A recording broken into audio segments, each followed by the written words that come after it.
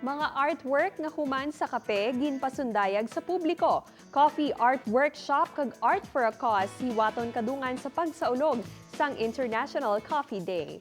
Inigitutukan ni Zen Kilantang. Aroma pa lang sang kape, sigurado nga pangitaon mo na. Apang sa baylo nga imnon, inyang nangin gamit ni Sir F nga isa ka Ilonggo artist sa pagpinta. For the love of coffee, inyang nagtulod kay Sir F agud makahuman sang matahom nga artworks. Gamit ang paintbrush, kape, kag mainit nga tubig, makahimo ka na sang imo pinasahi nga masterpiece.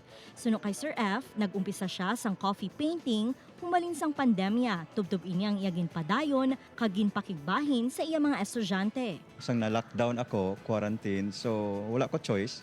So I was drinking coffee. Amo to, gin-try ko, una may igali. Then I could go darker using some kind of technique. So amo to nga, why not share that sa mga students also. There's another way to make an art out of coffee, an easier way, fun. Magluwas sa pag-mentor sa mga estudyante, ginahanas man sini ang iya 19 anyos nga bata nga si Kate. Nangin hobby man ni Kate ang pagpinta.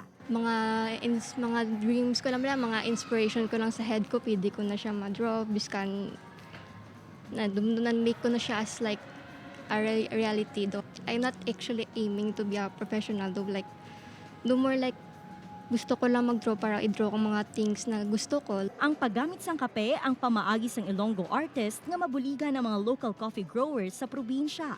Gani kadungan sa pagsaulog sang International Coffee Day sa October 1, isa ka coffee art workshop ang ila pagahiwaton. Para mabuligan ang mga kabataan, isa ka art for a cause ang ipatigayon pinaagi sa feeding program. Gani sa mga kapuso nga may abilidad sa pagpinta, ano pang ginahulat nyo? #UnleashYourInnerArtist. Upod Kirumal Porkia, Zen Kilantang, One Western Visayas.